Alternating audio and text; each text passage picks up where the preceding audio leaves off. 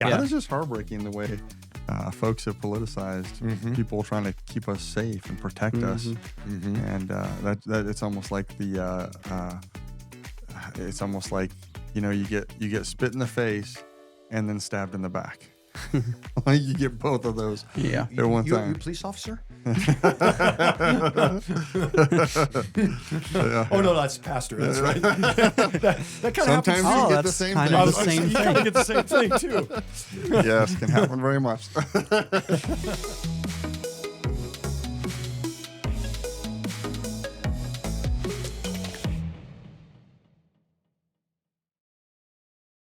I was actually raised in an EV-free church.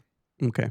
And actually thinking about it a little bit, I honestly believed in free grace even then. I believed that works wasn't needed, that once you accept the Lord, that's it. You're good. Now, stepping back, I definitely probably did not follow the Lord as I should in school, in grade school, and so on and so forth, in high school, where I actually ended up meeting Lene in high school. You guys probably never knew that. I met her. I was a senior. She was a sophomore. We went to our senior prom, and I met her up in Greeley up there. And we dated for a little bit. And then that progressed into, I'll make this quick so it doesn't go too fast. That progressed to me going to the military. Well, I ended up getting stationed over in Guam. I don't know if you all know where Guam is, but that's basically on the other side of the world. Great place. I mean, it's a tropical paradise. I was there for about, I think about a year and a half. Oh, nice. Learned how to dive there. And kind of we talked about before. The first dive I ever did was interesting. Kind of a interesting thing was I did a night dive. Oh, wow. Ooh. Never certified. Went with a whole bunch of buddies, and they're like, "Hey, let's go diving." I'm like, "Sure, why not?" So we went out, and it was a night dive. Oh, man. Strangest thing in the world. Never dove in my life, and it was nighttime. That was Went your down first about one? this far down to the ceiling. I'm like, "Whoa, this is weird." Went back up, said, "This is not." And then went down, and it was perfect from there on. Oh, wow. It was great. It was great after that. Then I got certified and got to see some cool things. Sat in a Japanese Zero that had sunk out there. Dove some wrecks, some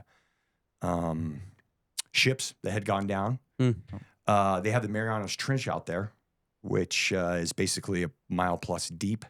So way Guam is kind of like where it sits. You can go out a little bit further, and then the shelf just drops off. Oh, wow. And just drops. So you got to be really careful when you're out there. So anyway, so that was kind of Guam, and I enjoyed it. It was fun. A lot of paradise. The things kind of we did there. There's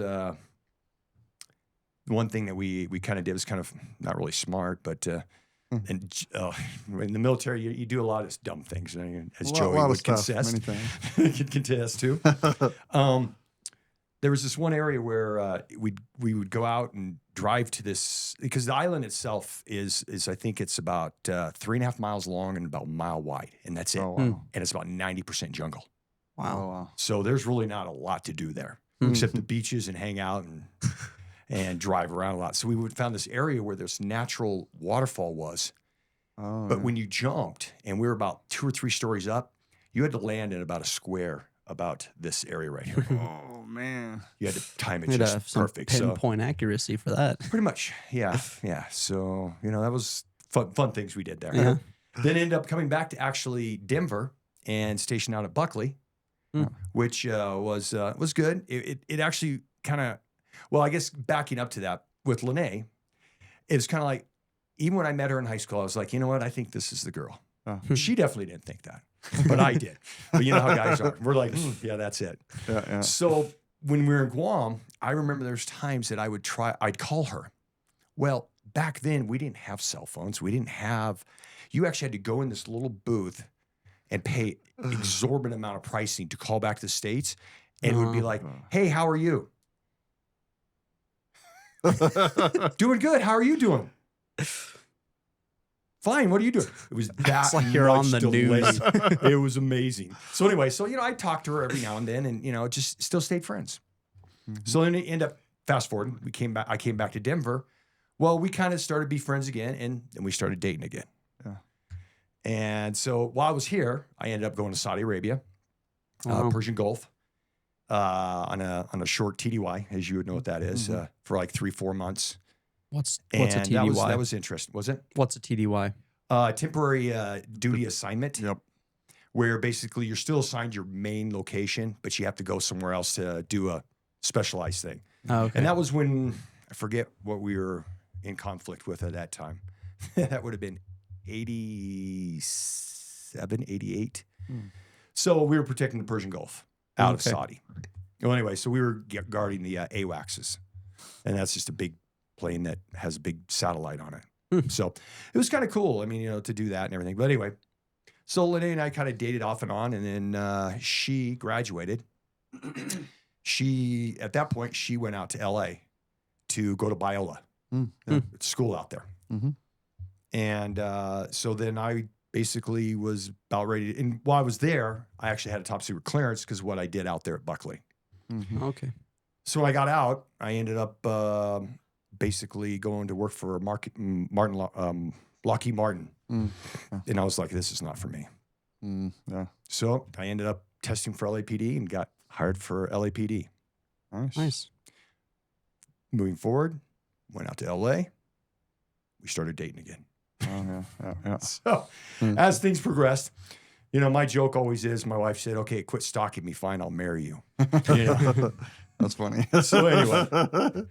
So, Man, leave me alone already. Leave me alone. Exactly. You know what? You've been following me everywhere, all over the place. That's awesome. LA was great. I really, now we're getting into police work. LA, I learned a lot. I'd honestly say LAPD is probably one of the top 2 police departments in the nation, if not the world, for training, for what you learn. It's a good thing because I did learn some things there that probably saved my life, and we'll get into that. Sure. A lot of experiences. I could probably spend the next 2 hours just telling you stories, and we won't get into all of those. Unless you guys have questions, I mean, I'll I'll sure share. Share the most memorable experience that you had with LAPD. Well, that would be my shooting.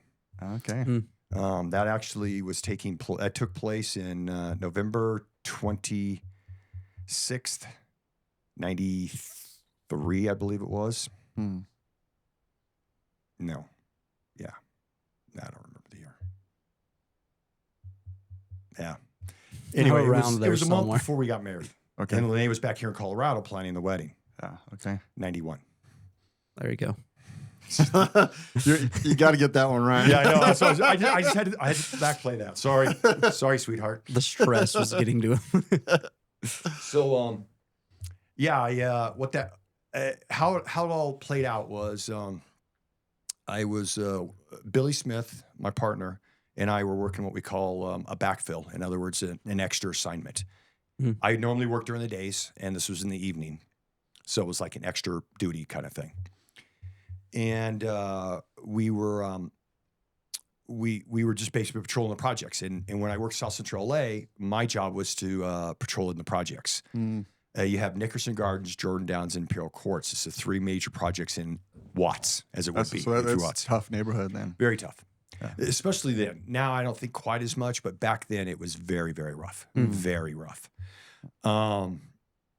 Shootings all the time. I mean, there would be shootings in there probably 1 or 2 times, 3 times a week at least. Oh, Wow. In the projects, and officers involved in shootings, constantly. So anyway, we were just doing a regular patrol, and there was this massive, massive windstorm. I mean, massive windstorm that ended up knocking the power out in South Central LA.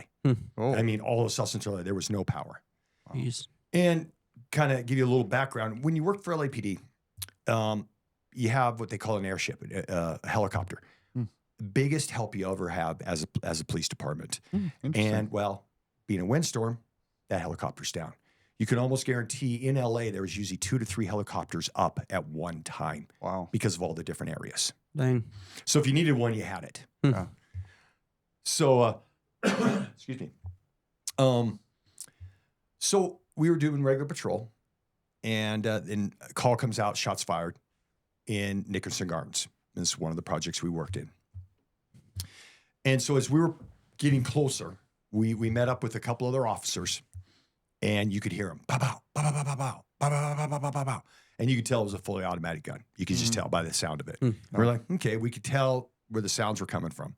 So we all decided, okay, we're going to go in on foot.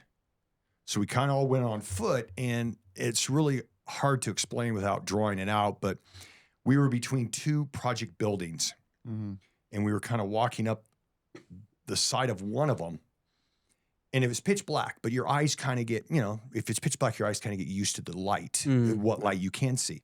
So I could see in the distance this group of people, guys or not individuals, cross around another building. And we thought they were going to my idea was I thought they were going to go one building further from us. So we kind of stopped where we are. So I was in the back. Billy Smith was here. There was a sergeant that was right in front of us, and then a couple other officers by this really big tree. So as we stay there, we just kind of hold our position. Next thing we know, this group kind of rounds the corner. Well, I think the sergeant at that point lights him up with the flashlight. And as soon as he lights him up with the flashlight, all I saw was this guy with an AK-47 pulls it up at his waist and just lights us up. Oh, just boom, boom, boom, boom, boom, boom, boom. Billy and I, the advantage that we had, LA, kind of something they did. They never taught prone shooting. Did you shoot prone in the military? I did too. I learned that. Yeah. Billy was in the military. So we both immediately went to a prone position. Yeah. Well, the sergeant in front of us, he went to a kneeling position because that's what they taught. Yeah. So thank goodness, because retro afterwards, all the bullets were about waist high on the building behind us. So anyway, we both went down. I do remember this is an odd thing with about shootings that people say they see different things. And remember, I was telling you, it's pitch black, 100%. I can still, to this day, describe him just as well as I could describe Joey. And this guy was probably 20 yards from me. Oh, wow. Wow. That clear. I could describe him that clear. Do you think it was the adrenaline? Well, and plus, but I'll tell you, I did not hear one single gunshot. Oh, interesting. Still to this day, I saw every one of his muzzle flashes coming at me. I could name my muzzle flashes going out my gun. But I do not remember hearing a single gunshot, not one. Even from Billy's gun, my gun, nothing. Or his gun. That's crazy. But I can name him. I could describe him perfectly. And you got to realize with all this going on, I still remember a guy running by me. Wow. And another guy, two other guys running that way. Wow. As clear as day. Wow. So, I mean, that almost like it was like almost slow-mo. Oh, without a doubt. Without a doubt. Very, very slow-mo. Just like, it was like, wow. Coming at me. And, and honestly, to this day, I'll say the Lord put that bullet where it needed to be because there was no aiming. It was just, I was pointing and shooting. Yeah. And praise the Lord, or, I'm here, he's not. I ended up hitting him right here in the nose. Oh, wow. Wow. And so that turns the computer off. Yeah. Oh. So yeah, that would. That happened. He goes down. I reload. And as soon as I reloaded, another guy came around a corner with a handgun. And then we started shooting at him, and then he ran off. Oh, wow. So at that point, Billy and I, we advanced up towards where this guy was on the corner over here because I remembered I was starting to know we have a guy that's behind us. Yeah. And a guy over there. You got to understand, usually situations like that, everyone's going to have guns. It's not like just the one guy's got guns. They all do. Okay. So we were trying to communicate with, hey, there's someone gone back this way. And we'll just put it this way. There was a couple officers that, how can I nicely put this? They didn't do anything. They ran around the corner during the shooting. We'll just leave it at that. Yeah. That's too bad.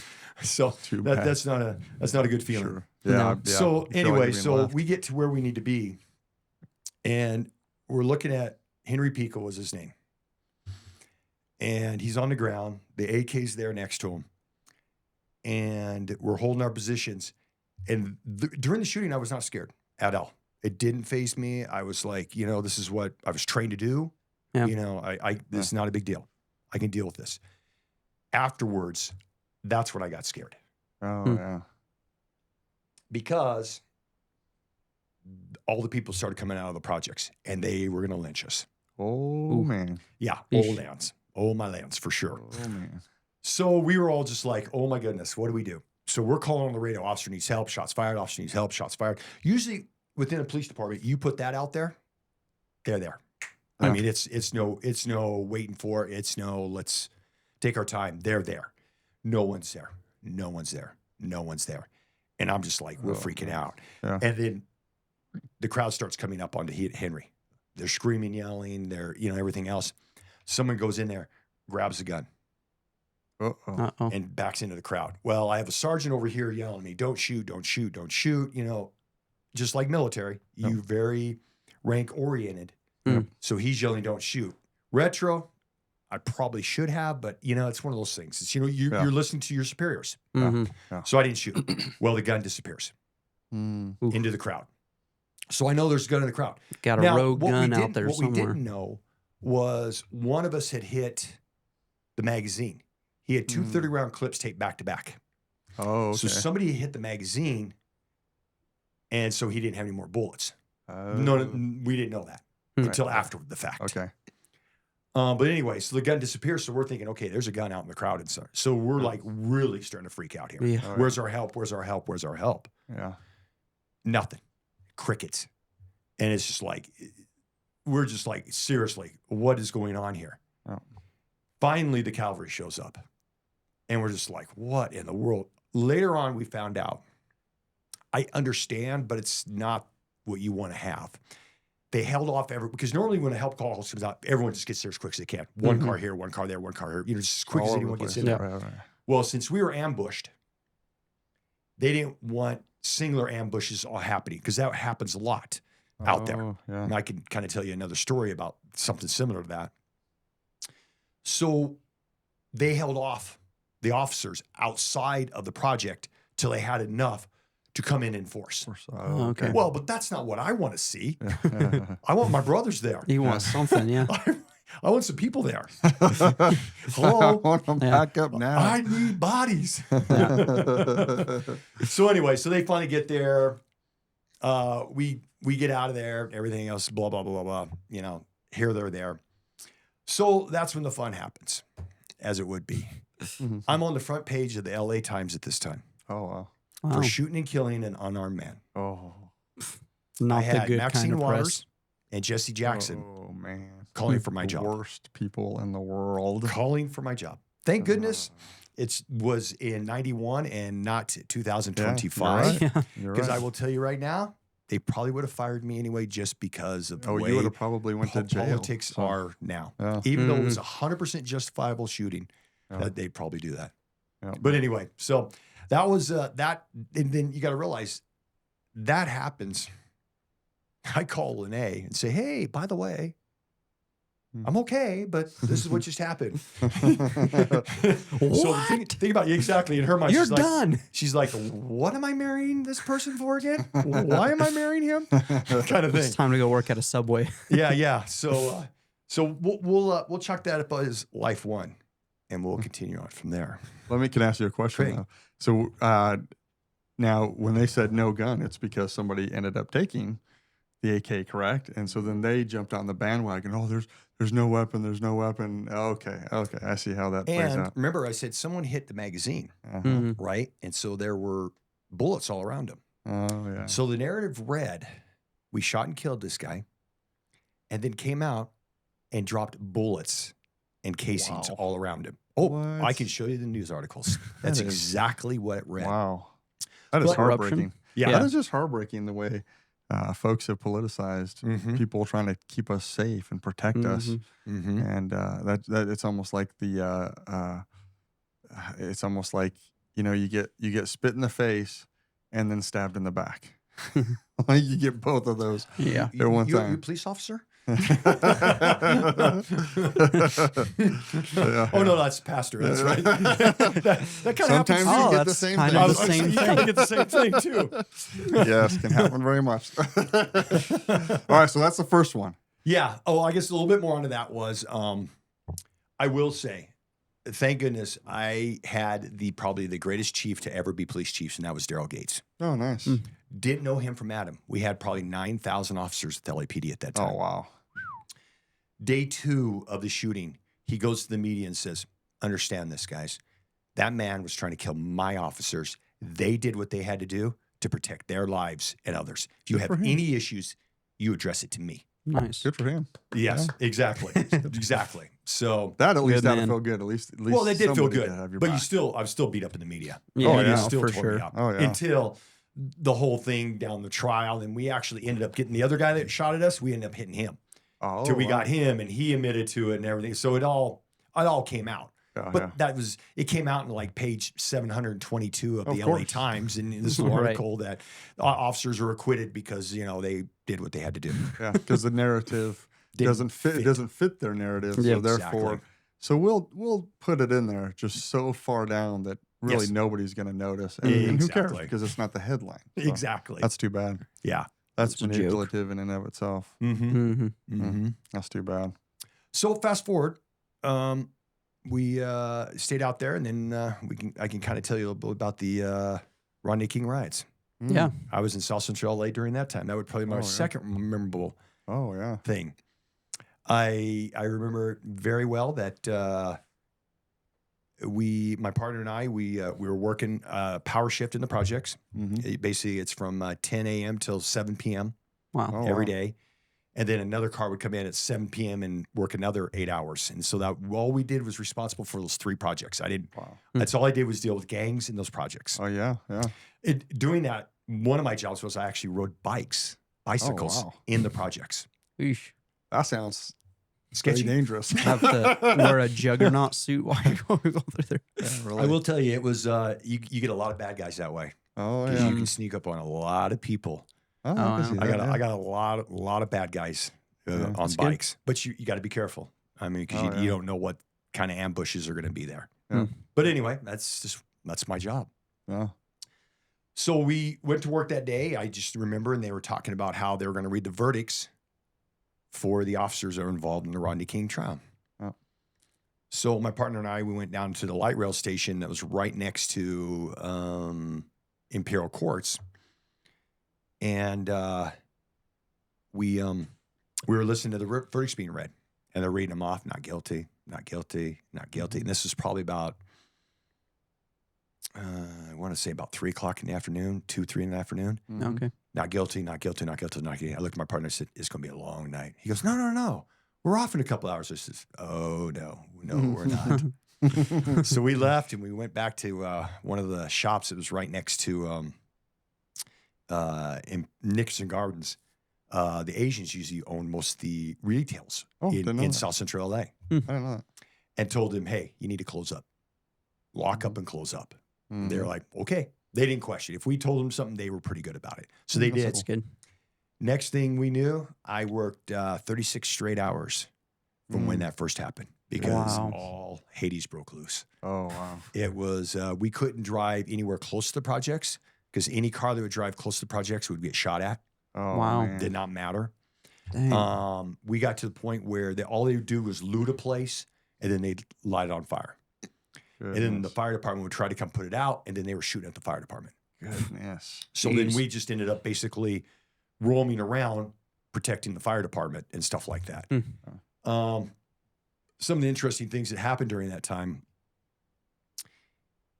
officer involved shootings that, they're investigated. You send out teams, you Yeah. have photos, everything else. If you were involved in a shooting during that period, basically they ask you 2 questions. Are you hit or is someone hit? And if you weren't, you continued on. Oh wow. It was a war. It Well, was you a had, war you zone. had to do it that way. It was a 'cause- war zone. Yeah. Probably the first week or so, it was a war zone. Wow. And That's then crazy. after that point, I was on 12 on, 12 offs for about 3 months Oh Hmm. wow. without a day off. Wow. So yeah, it was interesting times. Very interesting. Man. There's a lot of things that happened during that time that just didn't make any sense. Yeah. Yep. How was the mental toll during all that? For the officers, For anybody, for Anybody? you, for I think it was harder on Lene than myself. okay. because that that was pre cell phone. That was pre. We had pagers. Yeah. That was it. You got a page. And Yeah. you had to go find a phone somewhere to make a phone call. Yeah. Kids these days learn that. So I think it was harder on her because there was no communication from me. Right. So she had no idea. She just watched TV Mm-hmm. and saw what was going on. It's like, and all you hear is South Central LA this, South Central LA that, South Central LA. She knew that's where I was. Just hope nobody comes to her door with. Yeah. By the way, Mrs. Graves, I've she already been through that one. Yeah. Mm-hmm. So Oh man. yeah, so that was interesting times. So for sure. fast forward, we ended up having my oldest, Braden, and that was when Lene made the decision, and I kind of did too, that this is not a place we want to raise children. Mm-hmm. LA is not. Now, don't get me wrong. I loved working for LAPD. I Mhm. really did. Yeah. It was fun. Yeah. A lot of fun. So the opportunity came to where Denver was hiring laterals. They'd never hired a lateral before, so I applied. And What's a lateral? lateral is basically you were a police officer somewhere else, and you actually get to come there. They give you a shortened academy, a shortened probation, basically because you already know how to trained. be a police officer. Oh, okay. Just teach me how to do your paperwork. Gotcha. Your processing. LA or California itself, they use penal codes. Mhm. 187 is murder, 211 is robbery, 459 is burglary. It's amazing. I actually still remember That's these. awesome. Yeah. Yeah, I still remember my badge number 27392. Oh. Those What's are, your badge number, sir? Yeah. You got that? Give it here. Yeah, 27392. Anyway, so No big deal. it was different. It was like that's how laterals work. I'm sorry. Okay. No, you're good. So I just wanted came- clarification. Yeah, on I that. know. I just had to think about it. So I came back as a lateral, and I was under the pretense of, hey, I'm a cop. I've done this before. I know what I'm doing. Oh. This is a funny story. Our first day in the academy, back here, and when you're a police officer, you have to do in-service training a lot. Yeah. You have to do so many hours every year of training. Mm. And so usually in-service training is you kind of show up, you have your coffee, you listen to what's going on, you do what you need to do, Right. you do your day, and you're out of there. Just chill. Mm-hmm. So the other officers that were other officers, because it was academy, this is the first lateral academy Denver ever hired. So they'd never done this before. Wow. So this is all new to them. Interesting. That ought to go over That- smooth. Yeah, there you go. There you go. You're right on that one. So we show up, and there's guys. There's a guy from DC. Okay. There was a guy from Baltimore, I want to say. Most of them were all from Colorado laterals. There was only like 3 of us that were from out of state. Okay. Mm.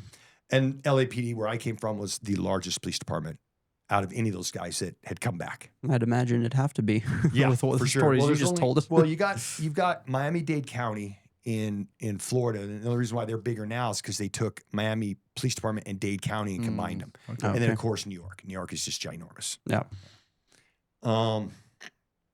So we show up, and it was just like, okay, hey, we're here. We bebop in with our coffee cups, and we sit down, and the instructors come in and just start screaming, yelling at us, going off, and we're like, whoa, whoa, whoa, whoa, time out here. We're all police officers here. Whatever. Chill. What in the world is going on? We're trying to figure out what's happening here because we're like, wait, we're all cops here. We're on the same Just team. teach us what we need to know. And no, so they basically taught us as recruits, which Craig, no one can see, but he will hopefully get to know this soon. And it's we were just like, whoa, wait a minute. So we ended up having to go through there. So that was definitely humbling, Hmm. especially coming from police department I came from. Very, very humbling. I'm sure. Stressful. Wonder why they decided to do it that way. It seems like that just wasted their resources by putting people that already knew. They've modified it a lot since then. Okay. Mm. Yeah, since When it was they the first one, because they, they just weren't didn't sure. really know about it. Even the Yeah. academy staff, I guess from what I've heard, they were probably throwing it within a month or less and say, hey, by the way, you're getting Take care of this. you're getting 12 guys. That, Surprise. yeah. hello. And they're like, and so needless to say, I think I watched every video that they ever had. Because first day we went down to qualify or shoot just to see shooting. Everyone qualified perfect. So the Rangers like, okay, I'm not sure what we're going to do with you guys for the next 12 weeks. So we had a lot of fun. We killed a lot of paper and just had a lot of fun because what are they going to do with us? They didn't have to teach us anything. Yeah. So anyway, so that was kind of fun. But anyway, so that was interesting. That, like I said, that was very humbling and probably very difficult for me. Very difficult. And a lot of that is probably my pride issue.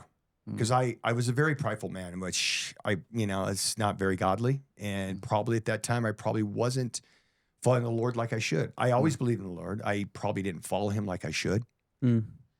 And so there was definitely some pride issues in there, I can imagine being on the police force too, surrounded by people who probably aren't following the Lord or maybe not even believers probably. That's definitely, I mean, any other workplace is the same, but being so close to people like that, I mean, like you said, you called them your brothers. Yeah. Like if you want backup, they're your brothers. So you trust your life with these people. Yes. And being around those people who are so close to you who aren't believers, I can imagine that would take a toll. It does. Too. So it definitely does.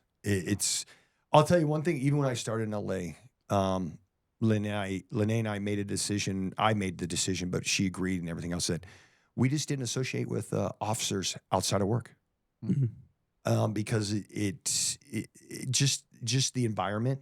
I mean, not to say I'm trying to be holier than thou or that. I just knew that the environment that they portrayed and what they did, that wasn't what I wanted to be. Even though maybe I wasn't following the Lord as I should be, but it definitely wasn't where I wanted to go. Sure.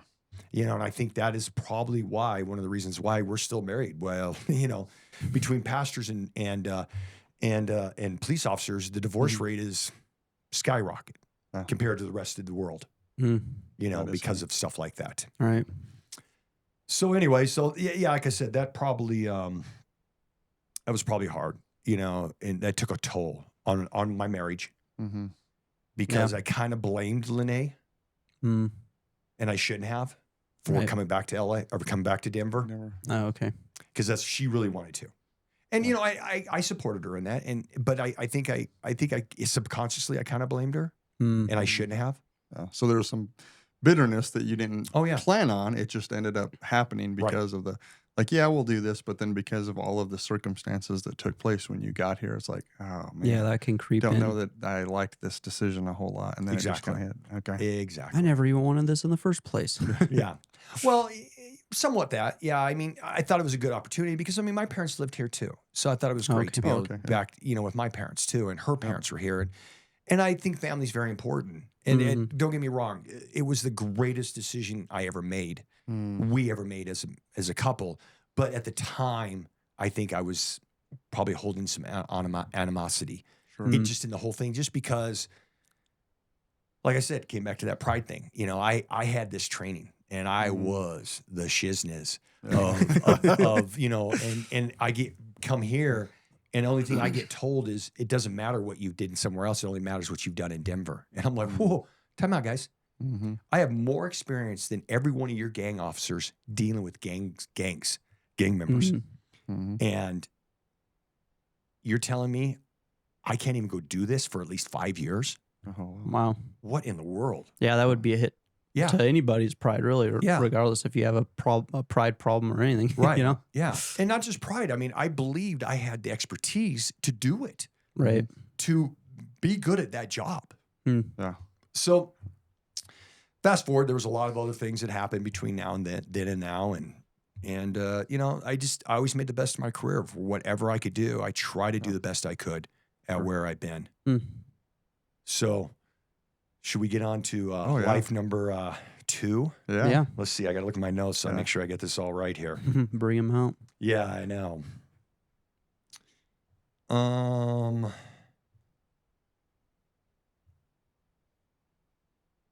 I'd say, I guess probably 2013.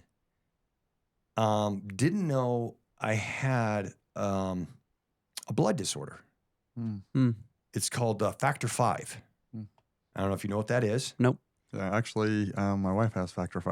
So in other words, her blood clot's too fast. Yeah. Is she on blood thinners? She apparently she doesn't have it really bad, so they prescribe just a baby aspirin a day for her, Okay. and she's fine. Good. So I didn't know mine was bad either, but it was kind of growing up. It makes sense. I remember cutting myself and I'd, put my hand and go, okay, good to go.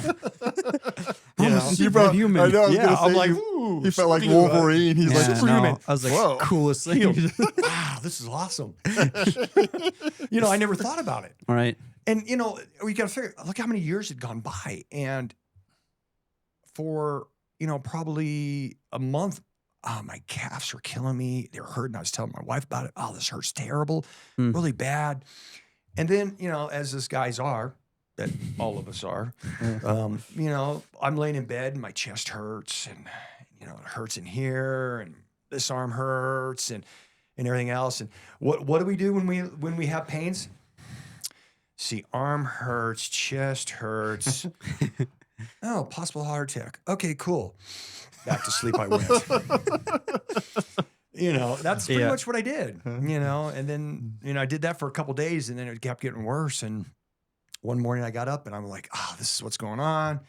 I finally told Lene and she's like, yeah, you need to call somebody. So I did. I tell them, they're like, you need to get to the hospital like now because you may be having a heart attack. I'm like, what? For 3 days? Yeah, pretty much. Heck For no. 4 days. No, I'm still Hang good. that phone. Guys, we'll just look at it and go, yeah, we're good.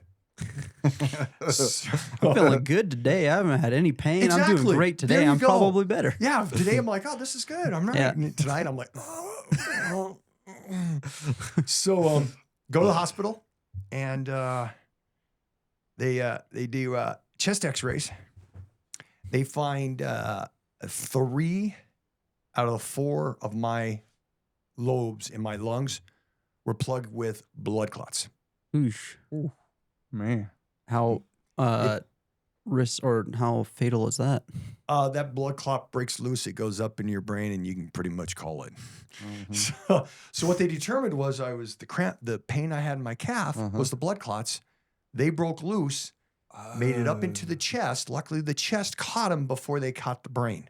Wow. So that's 2. Oh man. So at that point, they put me on major blood thinners, and I'm to this day, I'm sucking blood thinners down like they're candy. Oh, So. man. Yeah, I was gonna ask. You said mom had that. Did she find anything different doing the carnivore diet? Cool. Like with Um, tests or anything? If that has I don't know. I don't helped know with if that she's at all? had any. That actually would be a good That would be. question to find out. I'm not real Mhm. sure. Because I know with you got off of your blood pressure pressure meds Yeah. Mhm. completely. Yeah, I don't know. I'd have to have her. She really needs to go in to get that checked. Actually, Mhm. so that would be With whatever that would be helpful. imbalances are Yeah. going on. I wonder if That that's, would be interesting. I know they've told me that, different things affect my blood thinner Mhm. and, like too much fruits and vegetables. Mm. See, I take Juice Plus. Plug for Juice Plus. not a sponsor. Not a sponsor. Not a sponsor. Oh, man, they should be. It's good stuff for you. It should be if Juice I'll Plus tell you, wants it has to. saved my life a couple times. We'll get into that one too. That it kind of affects that, if I take it or don't take it and consistent taking it, it yeah. affects that Yeah. the Coumadin that I take. Oh yeah. Oh, okay. So anyway, That makes that'd be sense. interesting to find out because Yeah. there's Yeah. been a few times I've tried to go off that Yeah. and then I start feeling not very good. My chest starts hurting. I'm thinking, it's probably not a good idea. Yeah. So anyway, That's a little scary. yeah, Now that you know what it is, yeah, putting it so- off is a little harder. Probably. Exactly. Yeah, exactly. Mm. So anyway, so that would be another one. That was Number that 2. would- 2. I think a lot of these, I'll be honest with you, a lot of this thing, looking back on it,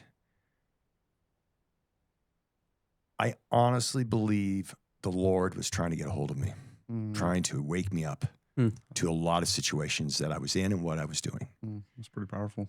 And a lot of times I just, okay, I made it through this one. Let's go to the next one. Instead of really looking at it and really looking at what my life looked like and my pride. And I'll be honest with you, it's pride, a lot of pride issue. And That is a stumper. was that? That is a stumper. Yeah. Pride is a big stumper for growth. Yeah, Mm. without a doubt. Sure. And so I think the Lord was really trying to wake me up on a lot of these situations, and he woke me up for a little bit, and then I'd be Back going again, full steam. back at it full steam, and Yeah. you know, and being prideful and being this is me, I'm Yeah. doing this, and Yeah. you know, kind of attitude, Right. you know. So Yeah, that was like I think you told me a while ago with the Christopher Reeves, the Superman, old Superman actor, how he ended up getting put in a wheelchair. And I don't even remember the full story, but he ended up coming out of it and was basically praising himself for coming out of like getting Oh. out of the wheelchair. wheelchair and everything. It's like how It was very self-willed. It was Very- look yeah. what I've done. I've done this Mhm. by myself, like Mm. almost directed at there is no God. Like Right. I can do this in my own power, and which if God got him out of that, you know what, that's a whole other topic. Exactly. But just humans desire to want to be their own savior almost, like to that's a be good able point. to do things themselves Right. is very evident. So even, you know, believers can even fall into that. yeah. But yeah, anyways, True. sorry. No, that's fine. No, I was it's just by that point, that makes it a good point I was thinking of. You know, I'd always acknowledge the Lord in these situations, always. But I think once I got through that situation, Right. Mhm. then you kind of fall back and be like, you know, I don't, you know, You're in the good thanks times God, again. way to go. Yeah. Well, a lot of it ends up going back into old patterns. Yeah, a lot of Mhm. times we just get right back into what we were comfortable with, what the norm was, Mhm. and we're good to go. And then it's just easy to go down that route. And you, Yeah. you see that Mhm. with many other things in our life. You know, people that maybe struggle with certain addictions, if they, you know, they might get a little victory here. Hey, praise the Lord, thank you, Lord. And then next thing you know, it's right back to that particular thing because that was the thing that they were normally Right. comfortable with, is Right. you know, that kind of thing. So it sounds like you had number 2. So what's number 3? Let's see. We'll go through here. Good thing I The wrote fact this down. that you have a Thank you, list sweetheart. is I know. The list is just Yeah. kills me. I love it. So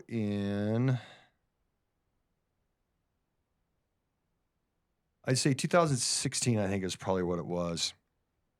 I ended up having, I had cancer. Mm. I had squamous cell in my neck. Okay. And how they found it was kind of odd. I went in, I had just a lump there, and went and checked it out, and they were like, "Oh yeah, you know, you probably just, you know, it's just swollen glands. Here, take some antibiotics." So I take that, no big deal, and it never went away. It's just still was there. So I remember one time we were, trying to remember where we were. I think we were on vacation possibly, and it just kept getting bigger and bigger, and I started looking like the Elephant Man. I mean, it got big. Oh, wow. It was getting big, and I'm like, okay, this is weird. Oh, I Can't think it be was normal? before vacation. Excuse me. And I was like, this is weird. This is not right. So I went back in, and so they did, you know, some poking around, and, you know, took out some blood cells and everything else, and tested them. It's like, well, we don't know what it is. And, you know, we think it might be some kind of thing that teenage boys get. Kind of, it was weird. I don't know what it was. They said it was something, whatever. They're like, no big deal. It'll go away in time. Don't worry about it, and everything else. And so I was like, you know, this is, like I said, it was like, it's getting big. And I'm like, okay, this is not right. So I told the doctor, I said, you know what? He's like, no, you can leave it in there. It will go away in time and everything else. So I'm like, well, no, okay. Can you just remove it? And he's like, oh yeah, we'll just go in and remove it. No big deal. So I'm like, okay. So I got scheduled to get it removed. So they go and they remove it. And as they remove it, they take it out and everything else. I'm no big deal. They stitch me up and they put a draining tube in there and everything else. And so I went home. I think that was like on a Friday. And so the next morning I woke up and it had just swollen up and gotten big again because that draining tube plugged up. Oh, man. So I went back down to the doctor Saturday morning. It was like, hey, you know, this thing's, they're like, oh, okay, well, we're going to have to reschedule you for another surgery to go in and re-put it in and everything else. I'm like, great, and everything else. Well, next thing I know, my surgeon walks in on a Saturday on his day off. Oh, man. I'm like, oh, going back, he did say when he took it out, he said, well, when I took out this mass, there was some stuff behind it. I wasn't sure what it was. I took it out and we're just going to test it. You know, whatever. Yeah. Well, when I see him walk back like the next day, I'm thinking, on his day off, I'm like, this Can't be cannot good be news. good. Yeah. Yeah, this couldn't be good. So he looks at me and he goes, well, you have cancer. Mm. And you talk about, I'll apologize now. I haven't done it yet. I may get a little sappy with some of these stories Good. because they're Understandable. still very, very touching. Yeah. Mhm. Makes sense. I think it's totally appropriate. So anyway, so it hits you. Mhm. When someone tells you that, you're just like, you hear all the stories. You Mm-hmm. hear people getting cancer, and you're like, Right. okay, what in the world? What is this? What do I have? Right. Mhm. What do I do? Mhm. What is it? Scary. Yeah, it's really scary. Where do I go from here? And so, it's, we're back to that. Hey, Lord, knocking on that door again. Right. Yeah, absolutely. Instead of being as we should be all the time knocking on that door. Yeah. Why are we only knocking on the door when we Mhm. need him? Your genie in a bottle. Thank you. Exactly. Can we rub that bottle up? And Yeah, that's right. I like that. That's really good. So, he says, well, this is what's going to happen is, we got to go in there and clean her out a little better, make sure we got everything. And then we'll go from there and we'll see what we need to do. So they opened it back up, cleaned it out, found out that it was behind my my lymph nodes were right in the neck were all cancerous. They feel like they got them all. They're like, well, but you're going to need at least 7 treatments of chemo and 35 treatments of radiation. Whoa. Goodness. Yeah. So I remember when first time I went in was I laid down on this table and they took this plastic mask, and put it over my head and form fitted it to my face and head. So it was super tight, but it was all like holes so you could breathe, Right. but it was super tight. And the reason why is because they wanted to mark right where they wanted to do radiation every time, and my head would be in the same spot every single time. Right. Okay. So it's specific to and instead of infecting all the good cells, they won't hit. They just beat the living daylights out of this side over here. As it is today, it still is a baby bottom, and I can't grow hair here. It's still smooth as all get out right there. So if I ever try to grow a beard, it's kind of A really. little splotchy. There you go. I haven't even had radiation, and that's how my beard is. Your beard's that way. It's kind of splotchy all It's over like the that. place. Maybe I was, Yeah, there you go. subjected to some radiation somewhere. I don't know. Oh, that's awesome. So anyway, so they I start the treatments, and things are going well, and I'm able to eat and drink and stuff like that. And the doctor tells me, he says, well, you might want to think about getting a feeding tube. I'm like, no, I can make it through this. This is no big deal. This is easy. I'm tough. And I'm partially into it. I was like, okay, this is getting hard to eat, drink, do anything, because all that radiation basically killed and affected your swallowing. So I don't know how far into it. I was like, okay, well, you know what? Let me get the feeding tube just in case. And thank goodness I did, because probably after a little bit more than half of just the radiation treatments, I couldn't swallow or eat anything. Barely a sip of water. It was so painful. So painful that I couldn't do anything. So basically the feeding tube is what kept me alive. And in that feeding tube, Lene, God bless her, she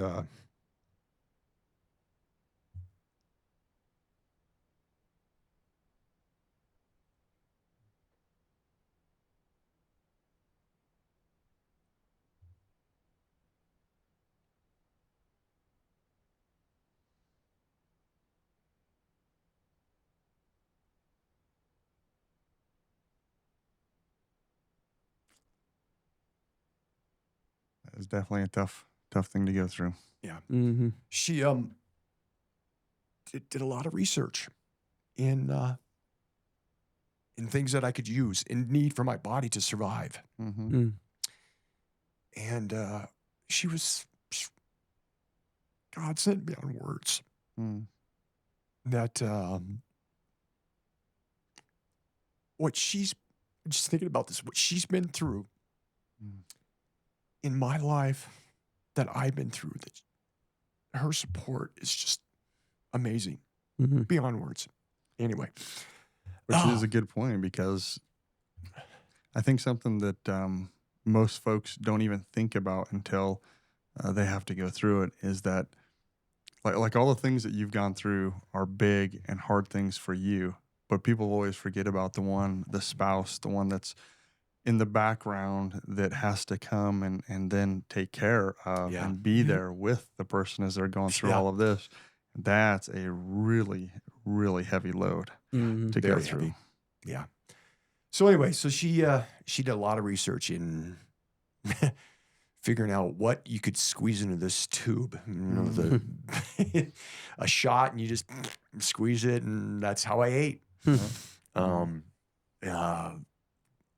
coconut oil, almond butter, Mm. Juice Plus, Mm. because the insurance would only cover like Insure. Oh. Well, Insure is 90% sugar.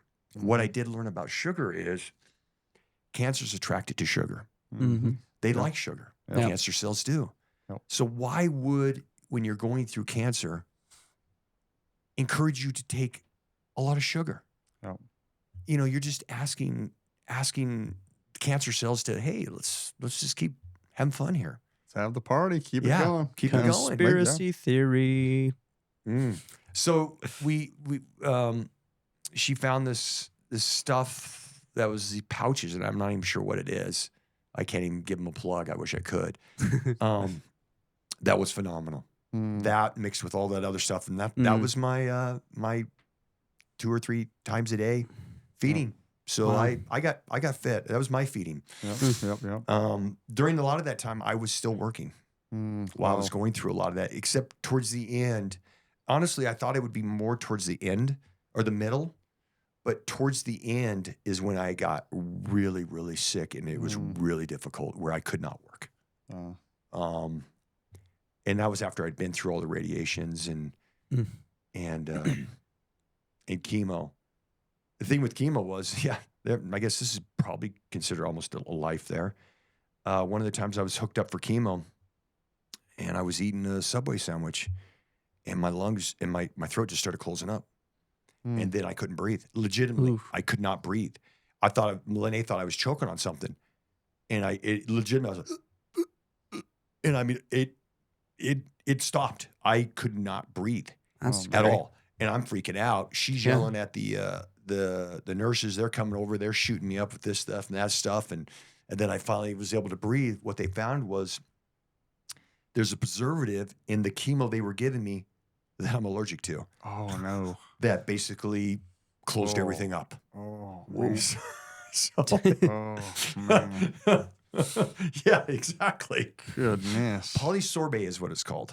Polysorbate is in a lot of stuff, I've come to find out. Wow. But a lot of the other stuff I've eaten doesn't bother me. For whatever reason, it was just in that, the way maybe the chemo, because it was going straight into the blood. Directly into the Oh, bloodstream. yeah. Maybe so. Instead of going to the stomach where I could digest processed a out. little bit. out. Yeah. Exactly. Wow. So anyway, we'll go through that one. I think Oh, man. we're done there with that that mess. Man. Brother, you've been through the ringer, and Yeah. we're not even done yet. We still got That's a couple more to amazing. go. Goodness. Whew, my heart just aches for you, and yet I'm like, praise the Lord Yeah. for him getting you through it. Praise the Lord for your Yep. wife helping you to get through it. Yes. Very much so. Oh man, that's what do you got for us now? What's the next one? Okay. Who next? Let's go to the sheet here. We might have to take, by the way, breaks in between when you like put this out. You're just gonna have to give people, okay, you gotta take a few minute break now, and then come back, and then Let's have an intermission right now. You can't absorb all of this at one time, kind of thing. which is Yeah. hard, which is I'm sure it's hard for you recapping this. Like that's It just is. You'll see. I mean, I was fine before until things started processing in my head, just Right. like Makes sense. things that Lene has done. Mhm. You know. makes sense. 100%, brother. We think the dates are right around, it was Cinco de Mayo. I was in the command post on Federal. That means 5th of May The for 5th of May, everybody yes. who doesn't Yes. know Spanish. Sorry, my bad. It's a big it's a big celebration for the Hispanics and Mexicans. Mexicans that live here celebrate their Independence Day. Not quite sure. We'll just want to get into the political part of that. We'll move on. I digress.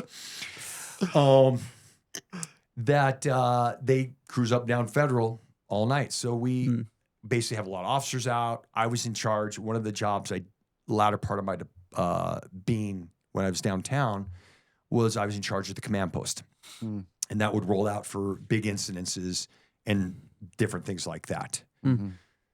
So we had it out, and we're in the command post, and I'm in a certain area where I'm sitting. Other people are in there. Next thing we hear is pow, pow, pow, pow, pow, pow, pow, pow. They're shooting up the command post. Ooh, wow. And we're all like hitting the deck and hiding everything else. And so we go out. They ended up finding the guy. He did drive by and drove by and ran into another officer. Actually ran into an officer as he was trying to get away. So we got him. So we're out looking at the van, looking at the truck, because we got to figure out what in the world, if he even hit anything. Well, we noticed one of the rounds, there's like a window about like this big that's next to one of the areas that it hit the metal right here. If it would have gone 2 inches over, it would have gone through the window and it would have hit me. Oh, man. So Talk about a close call. yeah. So Goodness. So we're kind of chalking that one up as a close call. Can I ask you a question about that? Please. How often does a command post get shot at? First time it's ever happened to me. That's what I was going to say. Like, it just doesn't sound like that's like, I don't know. That's just like trying to think of like how much more in your face going after the police, like how much more could you get than that? Like, that's just like, just seems like that's just a huge thing. So first of all, it's unique that they would even do that. And then secondly, you could have been gone. 2 inches, you could have been gone. Yep. You probably relate very much to President Trump. And his is definitely a lot more than 2 inches. His was 2 millimeters. nevertheless, 2 Yeah. inches. I mean, that's just huge. Yep, definitely. Oh, man. Definitely. So that was early 2018. We'll get into the big one. December 18th, 2018. One of my primary job at that time was I did TSU, which is a Technology Electronic Support Unit. So we basically oversaw all the cameras, all the covert cameras, in other words, undercover cameras that we would hang. We had our own bucket truck. And then on this bucket truck, it looked just like a plain old truck. We have police signs if we want to put on there. We have electric company we put on there. We have Comcast we'd put on there, depending on what The surveillance we was. wanted to look like. Yeah. Because we would hang cameras that you would never even know they were cameras. We'll just put it that way. Wow.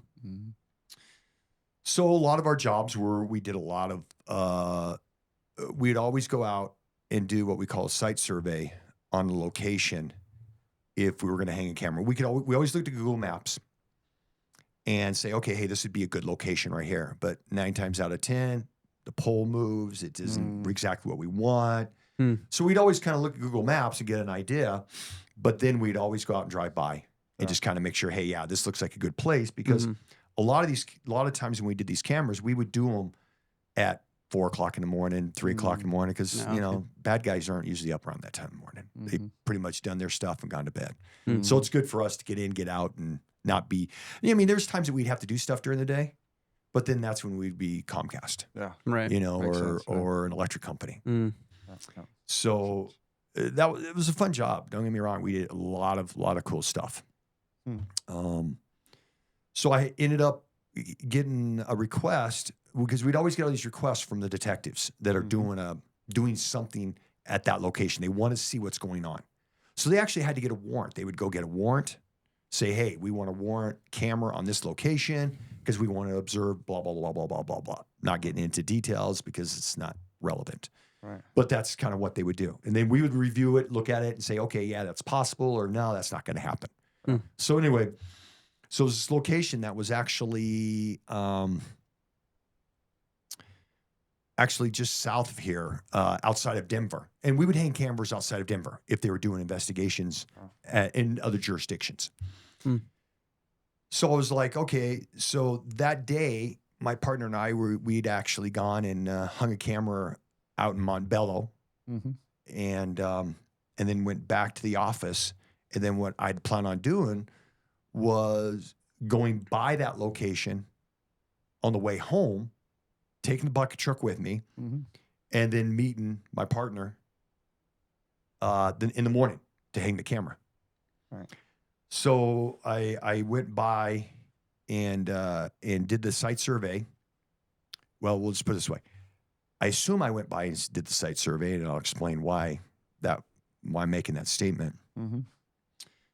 I was coming home early that day because, or not early, but just a little bit earlier, because we were going up to Lene's parents' house to hang out that day. Hmm. So how or there, I don't really know the circumstance behind that. I'm driving down 76, and I'll preference that was, I'm assuming I was driving down 76. Mm. So I guess I'll kind of say what happened, and then you'll understand why I'm saying what I'm saying. Mm-hmm. The vehicle I was driving got pitted off the freeway. And for those that probably don't know what pitting is, it's like if you're going like this and another vehicle catches the back corner of your vehicle, Okay. it throws off the axis of your vehicle and you lose control. And so that vehicle, my truck, lost its access. Mm. It skidded sideways and then hit a telephone pole right off here off of Eagle, Oof. right after Eagle exit on 76. Oh. When it did that, the truck went down, rolled, not quite sure how it all rolled. The boom ended up coming loose, coming down through the hood of the truck, and I ended up on the side. The truck ended sideways like this with the boom through it, pinning me down. Reason why I'm saying the fact of, I'm guessing I did that, because with that situation, I don't remember. I remember hanging the camera with my partner earlier in the morning in Montbello, and I don't remember anything else after that. Oh, Ooh. wow. So supposedly I went back to the office. I had gone by the Wow. bank, picked up some money because we were supposed to be going to the Dominican Republic in a week, Oh, Mm. wow. which that trip didn't happen. No. Sorry. I don't Um, imagine why. And did that, and then I guess Lene had called me and said, "Hey, can you come home because we're going to be doing this and this and this," and so then I guess I went by, did a site survey, and then I was driving home on 76. Don't So a remember few the hours accident. just gone. Uh, multiple 4 hours. Oh, 4 not hours. just 4 hours, 7 days. Oh, Wow. I don't remember all the time, the 7 days or so I spent in ICU. Mm-hmm. Mm. Wow. So this is all, what I'm telling you has all been relayed to me from the police department, fire department of Brighton. Mm-hmm. Shout out to you guys, fire department. You guys did great. Sponsors. Just kidding. And what was that? I said sponsors. Just Sponsors. kidding.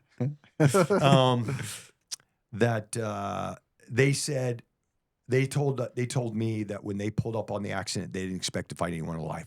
Mm. Mm. Just a mangled mess. Pretty I'm much. sure. Pretty much. Mm. And so they said they got there, and it took them an hour and a half to get me out. Wow. Because you got to understand, it was sitting on its side, and the boom was through my roof. Mm. Well, if they would have pulled that boom off, the truck would have rolled over on top of me. Mm. Mm. So they said they had to do was brace off the truck front and back before they could pull that boom off. Mm. Oh, okay.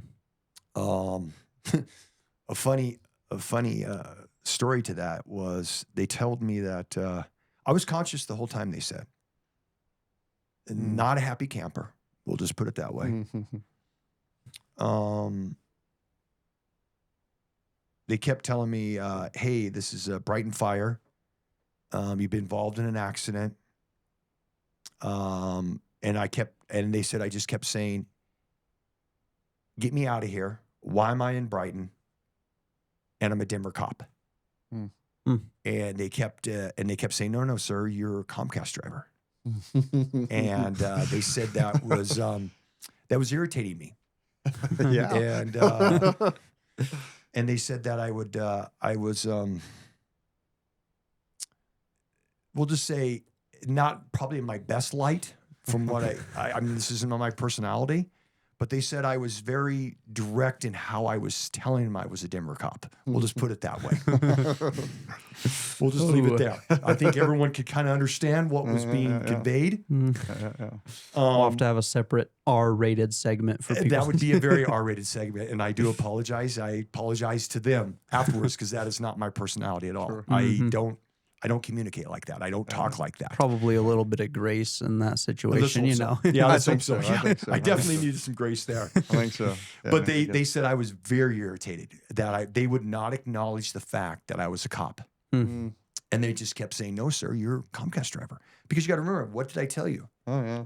There were stickers on there Oh, that right. said Comcast driver, that said this. You got to understand these vehicles that we drove, they aren't registered. Mm. Oh. So license plate, the VIN, doesn't come back to anything. Oh wow. Hmm. So when the police show up and they run these cars, They're like, what is this? well, nothing. Wow. Yeah. So it's not like they're going to say, oh, yeah, by the way, this belongs to, Yeah. The Denver so PD, that reason, because they're considered undercover vehicles. Yeah, and I'm sure they just were trying to get you snapped out of it. Yeah. They thought you really might have been, going crazy or something. Like, no, Well, they you're- knew this I is hit who my you head are. because I was Shock, bleeding. yeah. I was Right. bleeding from the head. And the way I was trapped in there, they said I shouldn't have lived at all. Oh, I wow. should not have lived one bit Hmm. whatsoever. I should not have lived. Goodness. And so this is going back and forth. And because 90 minutes, they're trying to get me out. Mhm.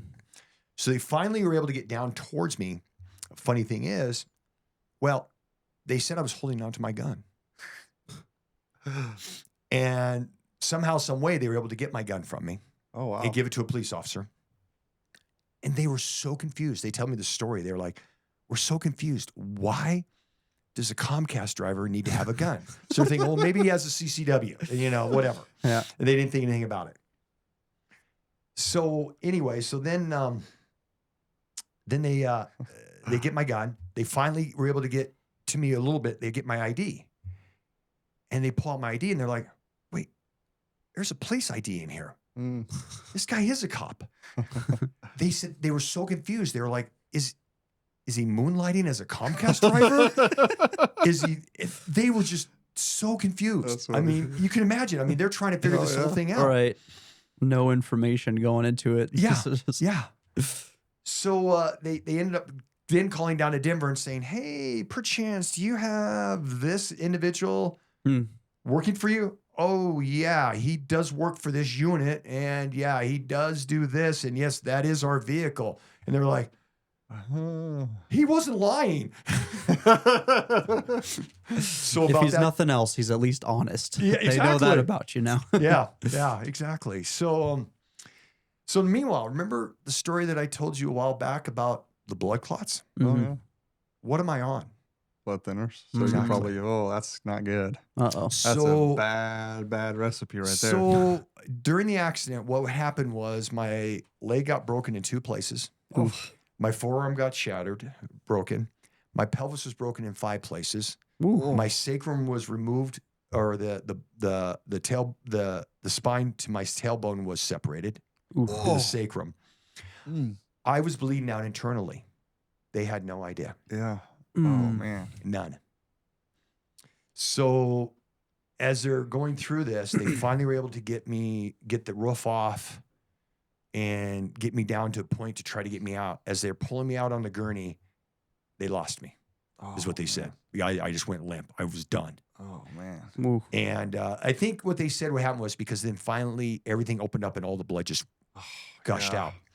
So then they said they shot me with some adrenaline or something, or I have no idea. Threw me on a helicopter, and there I'm off to university at that point. Man. Helicopter, I guess, had been on the ground for like 30 minutes waiting for me. Wow. Yeah, Wow. they'd shut the freeway down. Yeah. Some people told me that they had we're stuck in that. Yeah. So it was really odd was there's a guy that was my sergeant before in that unit, Jess Lighthouser. They had got a hold of him because it was showed that he was my supervisor. Well, Jess had gone to another church that we had gone to before, Orchard Church. And so when he found out about the accident, before they even let Lene know about it, somehow it got back to the pastor's wife. Oh, wow. And it got out onto their Facebook page that we need to pray for Matt for an accident before they even let my wife know what was going on. Ooh. Yeah, exactly. Talk about, That's a rough way to that find would out. be really hard Yeah, way to find it was out. real hard. So anyway, long and the short, it was somehow worked out to where Jess got a hold of my wife, said Matt's been involved in accident. Well, the other thing was, I was supposed to be home like 2 hours before, and my phone was blowing up. Where are you? Why aren't you here? What's going on? Because Lene kept trying to get a hold of me. Yeah, Makes sense. Yeah. What's going on? Yeah. scary. So anyway, so she finds out about it from Jess, and she's like, "How am I gonna get to the hospital? What is going on?" Lo and behold, my son's really good friend showed up out of the blue. Get in the Oh, car. Let's go. Let's go. Yeah. Nice. That's cool. Yeah, my boys told me that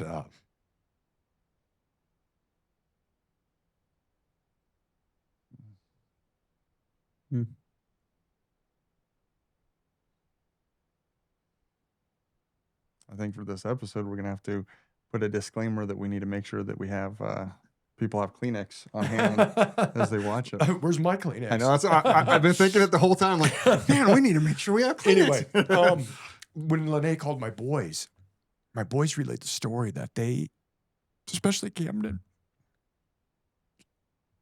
he said he drove from where he was, his work, to university. And he said he does not remember ever driving.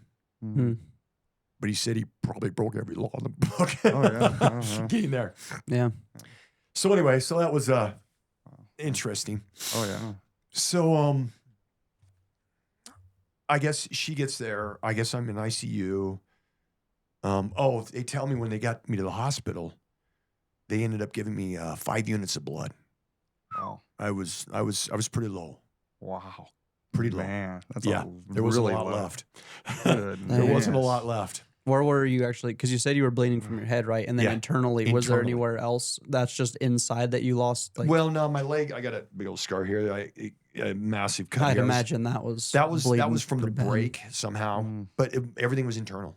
Wow. A lot of blood internally. Oh, Just yeah. I should have seen some of the bruising afterwards. All the blood had settled in my lower Oh, part of my body. It was pretty funky looking, I guess.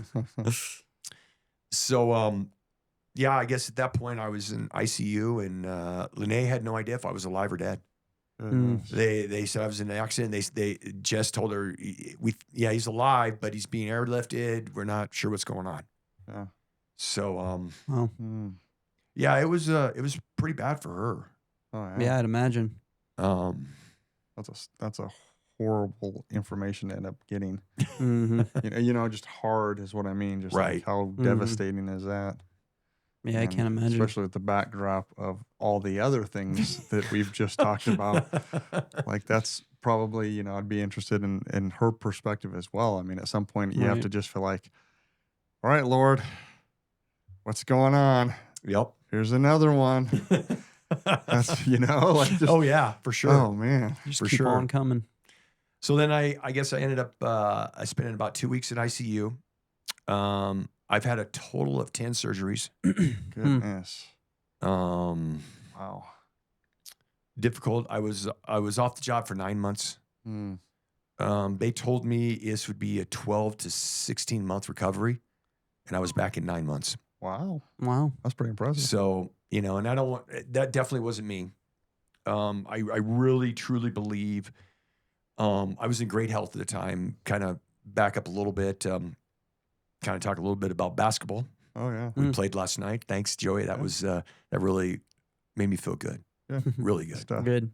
Which you're just a beast out there on the. I mean, Well, James is our tallest, like probably our yeah. one of our tallest. I mean, Jordan's pretty tall. Yeah. He's big too, but James can, get up there. He can almost He's got dunk. He's got. but great you were vertical- giving him a hard time up there, posting him up at the rim. Yeah. I mean, that was pretty cool to see. It was fun, and yeah, it was really good for me because I used to play competitive Masters tournaments. Kind of give you an idea what that was. I travel throughout the nation That's cool. and play in we call old man basketball, but you play in the same That's cool. age bracket you're in. So like Okay. 50 to 55, 55 to 60. Well, Oh. they actually had a 45 to 50. Okay. yeah. And I really enjoyed doing that a lot. I mean, I played all through the military. I played in the police department. I played in for the police department in police and fire games, nice. world police and fire games. That's cool. Wow. And so not being able to do that after the accident has been really hard. I'm sure. So thank you, Joey. No, I get it. I Yeah. get that because that now ends up being, you have to then almost grieve that it may never get to be exactly what it was before. Yeah. Yeah. But still, it can be a great life. It could be some great things, but it's still hard. You almost have to grieve that part of it because, like, man, with all the stuff that you had, quite frankly, you playing basketball last night would never even have known. Yeah. like, Wow. like seriously, like, Right. right? Yeah. Well, thank you. I appreciate that. Like I told you earlier, I in my mind, I was so much better basketball player than when I played last night. But I'll give credit to Brant. He came to me and he says, "Hey, Dad, are you playing for yourself, Mm. or are you playing to have fun?" And it made me think that a lot of that basketball I played was for myself because it made me feel good. It was prideful. So that goes back to a lot of things I talk about that I believe the Lord, took away a lot of things because of my pride. Mm. Because, this was me. I could do this. I was this. Yeah. I did this. And it definitely makes you take a step back and, really look at things in perspectively, Mm. that, especially with this last accident of mine, that I learned a lot about who is actually in control. Mm. And it's not us. It is him. It's a powerful lesson. 100%. And it took all of that. And I think back of all those things I just told you. Why couldn't I have learned that from the first one? Because I honestly believe, and I could be wrong, but I really think that, the Lord was okay. Sure. Okay. When are you going to finally get it? Yeah. And I'll say,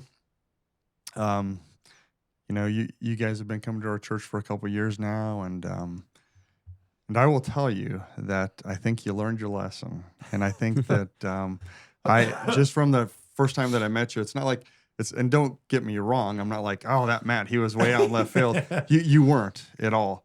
But I'll tell you, brother, I just believe that you have just grown spiritually pretty majorly this last year and a half. And I don't think that's just me saying that. I think your wife would agree with that. I think your kids would agree with that.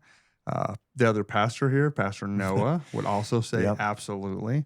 So shout I out don't Pastor think Noah, my discipler. You're an Yeah. awesome dude. Yeah, absolutely. And Shout out. I just, you see it and you are growing and you're continuing to grow. And that's, Thank you. to me, that is a huge takeaway from this kind of thing is like, you went through all of these huge things and the Lord was trying to get your attention. But number one, God doesn't give up on us. Yeah, thank goodness. He's And number faithful. two, you also don't give up on the Lord. Right. Look where you're at. Like, praise the Lord. That's awesome. Mhm. Like, you went through these things and then God brings you on the other side and says, like, Matt, I have something for you. And that's what I'm excited about. Right. Because cool. I think the Lord has some pretty major things for you as we go forward. Can I share, by the way, this is just kind of the behind the scenes of that accident. Okay. And I think I have mentioned this to you before. At the time, we had a prayer group, a police prayer group that we had started that we were doing for the Adams County Sheriff Department. Then we're also doing down at I think we were doing it for Brighton Police Department. We'd go and pray with a group of folks. And right around that time, all of a sudden we get wind of this gentleman who went in, and we got all, just some of the details, because, as things get filtered through, you don't get all of the details, you get bits and pieces. Well, brother, before you even came to our church, we were praying for you. Wow. Wow. I mean, we were praying for you by name, and Wow. and constantly. I know I personally was praying all the time for you.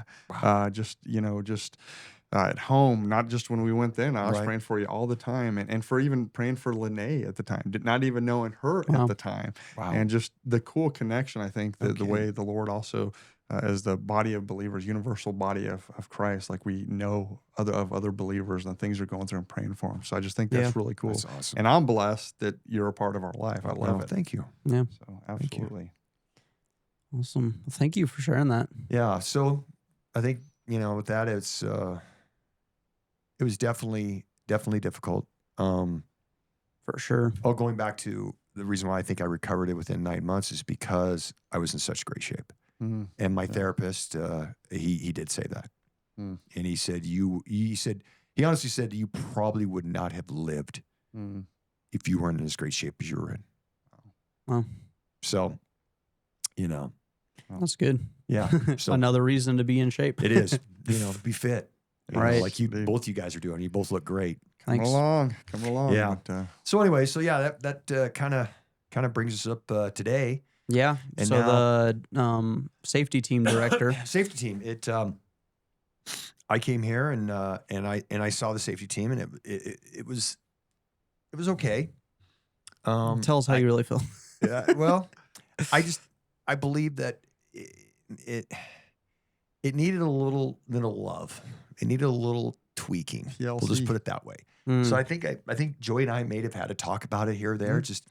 I think I may have said, hey, I could help you out a little bit. I could maybe kind of, maybe give you a little suggestions. And there was somebody else that was in charge at the time. And I was I didn't want to come in and be like, hey, I'm going to take this thing over. This is what I'm going to do. Blah, blah, blah, blah. and, Right. Again, 'Cause that's even not though right. you might have been qualified for the job. Well, yeah, I think I probably was a little more qualified for the job, but that's still not proper because Still. right, this, because Right. you're thinking that this person's and this I, person's doing it. and I everything think you else. handled it appropriately. I'll Right. tell you from my perspective. I just appreciate. I'm the type of guy that I appreciate wisdom no matter where it comes from. Right. And you have great wisdom from the place you're coming from. So I know that you would say stuff, and I would take it to heart, and I'd try to pass it on. But I Mhm. I don't know that I was ever one time received with, "Hey, great idea, let's do it." But I still wanted to still share that because Mm-hmm. because I don't know. I'm clueless in that Right. area. Yeah, yeah. So I will completely rely upon people like yourself. Yeah. And then I don't know if you remember this, but when I actually asked you, the funny thing about it is I remember you saying to me, I was actually thinking about approaching you anyway and seeing if you would be what your thoughts were on this. And I Well, was that like, was- that we're was- on the same page. Right. Well, that was when I found out the individual that was Yeah. doing it had pretty much given it up, and there was nobody here. Yes. And so I felt like, you know what, the Lord was telling me, hey, you can't leave this like hanging. Yeah. I mean, Good you as can't do time that. as any to do it. Yeah, but you can't because with society and things that are going on today. I mean, I know we're just a little tiny church, but we're a little tiny church that is a big toe out there that has basically stood up for what we believe in, and that's Yeah. this COVID crud that hey, you Yes. can't meet. Really? We can't meet? No. Yes, we can meet. Yeah. So it may not be where, but you never know what crazies are out there. Say, wait a minute, this church Yeah. was defying the government, Right. Yeah. which the Lord instructs us to do if it's not biblical. Yeah. Mhm. Bottom line, Yeah. this isn't biblical, then we shouldn't be doing it. Right. Anyway, so Not to Yeah. mention doctrine, biblical doctrine that yeah, probably other churches see too. Like that could potentially be an issue. right, Maybe not, death threatening, but Mhm. still threats right. for the church. So Exactly. So I guess I felt like, what, I got to do something. I mean, if nothing else, maybe try to step up there. Unfortunately, with my schedule, I can't guarantee I always have Sundays off. And so that was my concern. I came to you, Joey, Mhm. I was Yeah. like, hey, I'd love to do this, but I can't guarantee Mhm. I could be off every week, and I don't want, and you even told me, I don't want you sitting out there every Sunday. Yeah. You need to be in the service too, getting fed. Yeah. yeah, And I agreed. Yep. So, needless to say, this is a plug out to all the men in church and ladies. People with CCWs, please reach out to me. Yes. You know, we need to get a team of a lot of people so we're not having Yes. to sit out there every other week Amen. or every 3 weeks, that we can get in there and we can rotate through it. Yep. So- Amen. I agree 100%. And I'm super excited for it.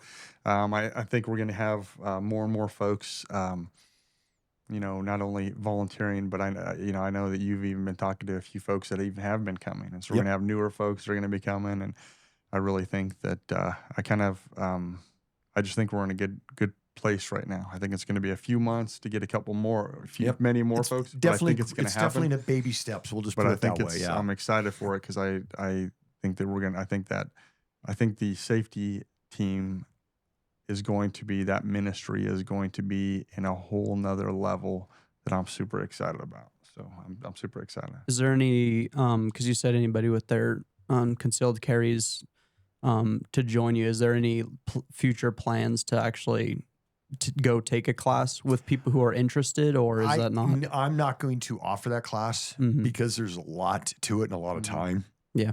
So I encourage people to get their CCW. I Right. encourage everyone to get a CCW. You know, with society and things that are going on today, there's nothing wrong with protecting yeah. yourself and your family. Right. That is our Second Amendment, and that's what we need to, Amen. we need to stand with that. Should be prepared. Yeah. So all I'm saying is I encourage people to do it. I think it's a great thing, and more the merrier. And even the people that have come up to me that don't have CCWs that want to help on the team, phenomenal. That's great.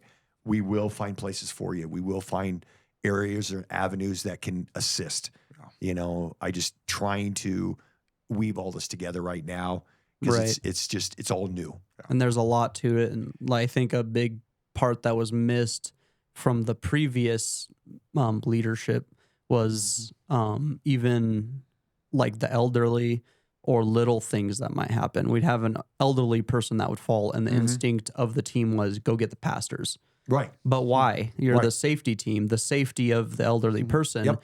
Maybe you should be the one to take care of it. Well, Why is it always the yeah. pastors? I mean, Pastor David, when he was a pastor, he was, certified. Yeah. What do you call it? CPR. CPR certified and stuff.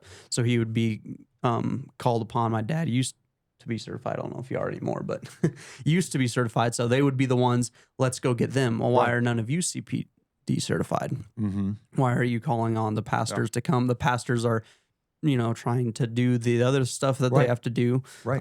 Right. This should be taken off. They should be informed about it, but you just take care of it. And I Exactly. think that was also a big Yeah. part that was You know, probably missed. But there's Call a 911, whole lot of get stuff. it out, Right. deal with the situation. They're going to be, if it's in the sanctuary, they're going to be, they know what's going on. I remember, what was it that one Sunday, one of the people went down. You immediately started praying. Yeah. That's your job. Let's Yeah. start praying for this person. Yeah. Mhm. Kind of thing. Right. But yeah, my point with that, Yeah. I guess, is just there's a whole lot that goes into it Yes. that maybe a lot of people don't think about. And it's As far as being a part of, and as far as being a part of and the needs of because those are, like the deacons are the physical needs of the church. Mhm. Your more spiritual needs of the church. The pastors are taking care of some physical needs as well. But I think the safety team is another physical needs Yeah. of Definitely. the church that you guys can take care of. Yep. And well, can I close with a story Sure. that? Yeah. And this story is illustrative of what I know that it's your leading of the safety team will not be. Okay. so Okay. so you'll A you'll little see worried where here. I'm going. So oh no, I feel very confident Very making that comment. confident. So it was funny because years ago, with the way the safety team had worked at the time, and this was probably, and this has to have been like 5 or 6 I years remember ago. this story. Yes. Go ahead. Yes. So we actually had a drug deal take place out by our food bank, and so why not? Why not, right? And so It's a good, anyway, safe it was actually some folks that had been coming to the church. Oh, even better. Yeah, and so they had met, but it was funny because the safety team came in and told me, but not just to let me know this was going on. It had happened, but it literally had just happened. They found it. Like, I'm talking after this is a Sunday morning, right after service. Somebody saw it, reported it to the safety team. And so the safety team's response was to come tell me to go deal with it.